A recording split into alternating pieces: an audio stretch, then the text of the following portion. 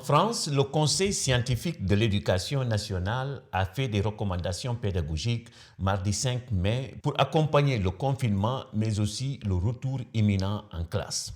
Pour une reprise réussie des enseignements-apprentissages, les scientifiques de l'Éducation nationale de France exhortent les enseignants à consacrer une bonne partie des cours à la pandémie du coronavirus, autrement dit, en faire un thème pour, je cite, développer des compétences dans tous les domaines, français, langue, mathématiques, etc. Pour les scientifiques de l'éducation, l'objectif n'est pas de terminer le programme scolaire, mais plutôt de favoriser la compréhension de l'actualité. Éduquer à trier l'information et à adopter les gestes responsables, lit-on dans le document.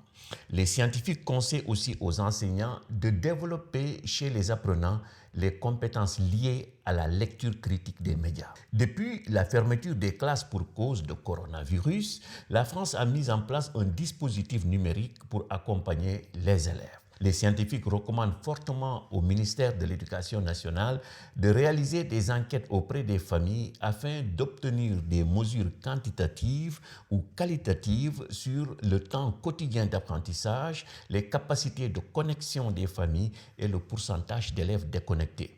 Le pourcentage d'élèves de chaque niveau qui ont contribué à bénéficier d'un lien direct avec leur enseignant. De même, les scientifiques estiment qu'une enquête enseignant serait tout aussi indispensable afin d'évaluer, entre autres, le degré de satisfaction, les difficultés rencontrées. Le Conseil scientifique de l'éducation nationale de France appelle aussi, je cite, à réorganiser le numérique pédagogique.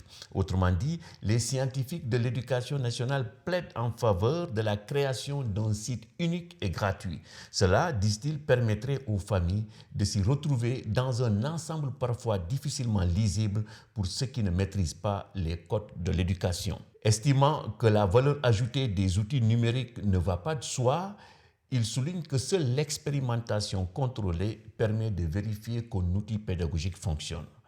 D'ici quelques mois, l'urgence passée, un retour d'expérience sera essentiel, concluent les scientifiques. Évidemment, il ne s'agit pas d'appliquer aveuglément ces recommandations au Sénégal sans les réinventer d'abord. Cela dit, certaines d'entre elles, nous semble-t-il, ont une valeur transversale. Par exemple, l'évaluation du dispositif Apprendre à la maison pourrait aider à la mise en place d'un dispositif pédagogique adapté pour accompagner les apprenants qui ont décroché pendant la fermeture des classes. À l'ère des fake news, développer chez les apprenants les compétences liées à la lecture critique des médias est aussi une recommandation que les autorités éducatives sénégalaises peuvent appliquer. S'inspirer des idées d'autrui n'est pas une mauvaise chose.